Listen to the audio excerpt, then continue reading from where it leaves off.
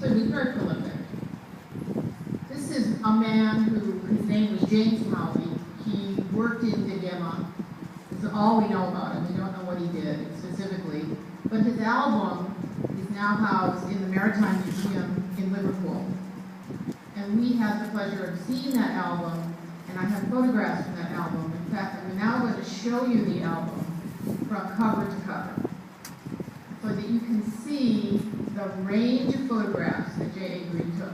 We believe that J.A. Green took every photograph in this album. In fact, why don't you imagine that you're sitting in James Howie's parlor looking at his album. And if you notice in the photograph here, I believe there is an album on the table there. And notice also that there are a lot of photographs in his room, because the British were bringing this idea of family photos to Nigeria when they were there, and of course that then resonated with the local people, J.A. Green included, and so photography began as an art form here in an effort to document and memorialize people here.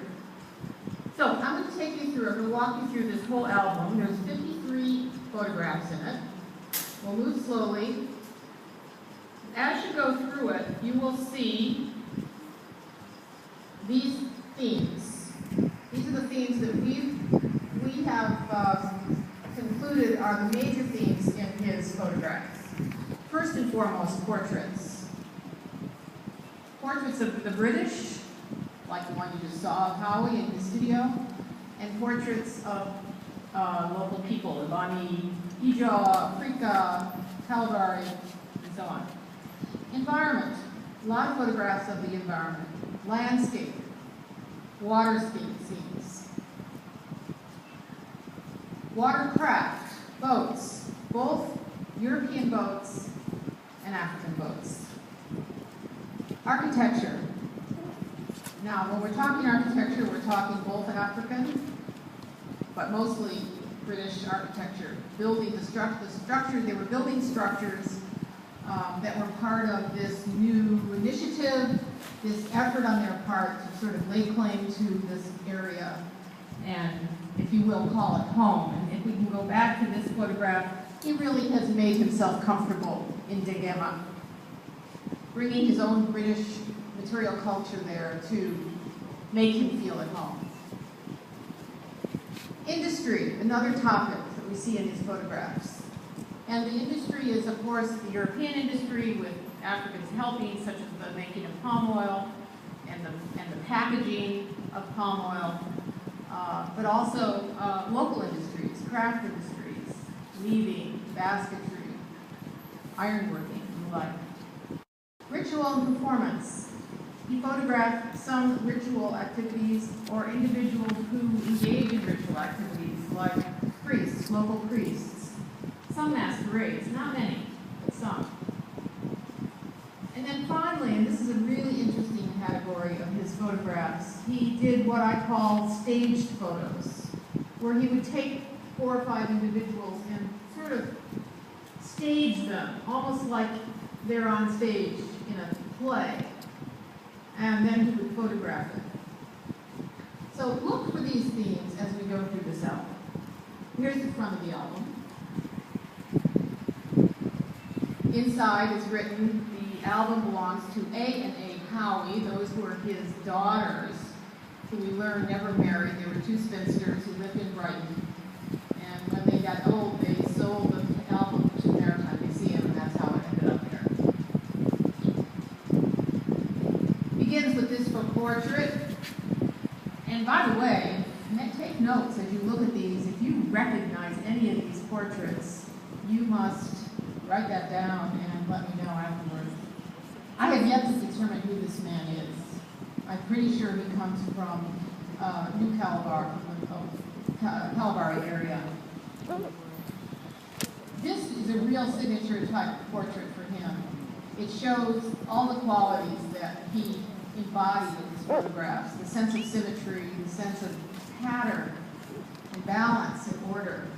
Of course, it reflects the customs of the time, including, of course, women with her bare breasts, something that may jolt some of you now, but at that time this was the way it was.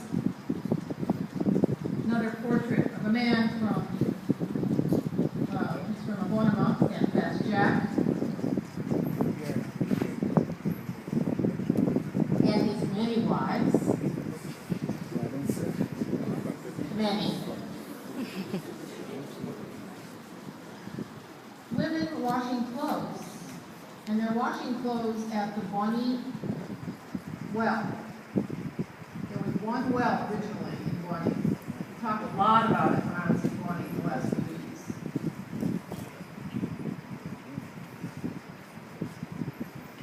The details of the masquerade going on, and it's hard to make out what's happening here because Green was quite a distance from it as he was photographing it.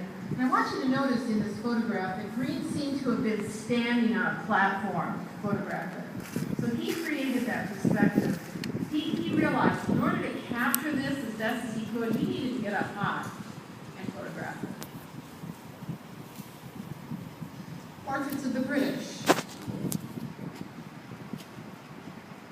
Notice in this one that idea of symmetry seems to be in play. And by the way, this would have been taken in front of the consulate in Bonny, the building that no longer stands. Children on Christmas Day. Yeah, it's odd, isn't it? You wouldn't think children would be dressed up like this, and it was probably the British who encouraged them to do that, because children wouldn't be dressed this way, I don't think. Then, they wouldn't have been. It's not unusual. Back to a British portrait. And by the way, the order that you're seeing here is the order of the album. So you can imagine yourself going through this album and seeing these pictures. These are, by the way, you might see here, he has a cricket paddle.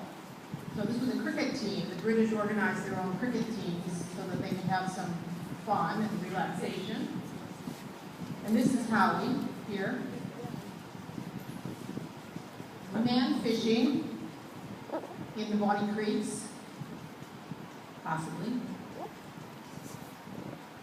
A man in his office working with his help. And here's one of those staged photographs I was talking about.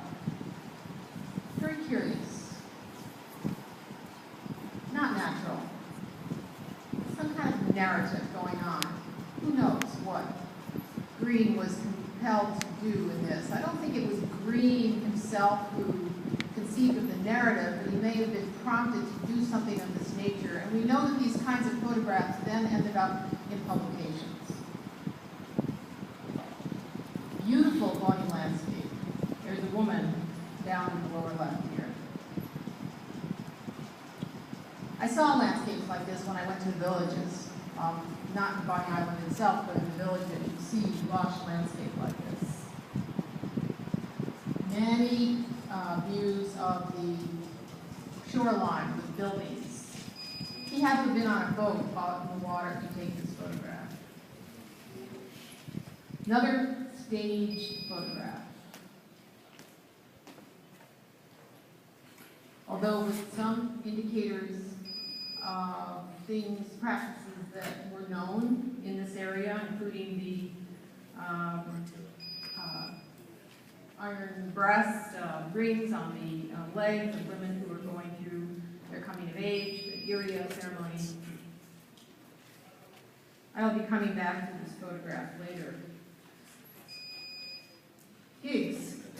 This particular photograph was the ceremony in honor of the death of Chief Oko Jumbo, who died in 1891.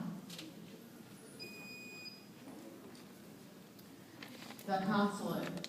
There was barely a person in Bonny who did not know this image. And I saw pictures of the consulate in people's houses. In this particular case, it's with some activity. This might have been on Christmas Day. They had some festivity at the consulate. This building no longer stands in Bonny. I understand it was eventually moved to Degema, and I don't think it stands there today. But I could be wrong. There's Howie and his staff.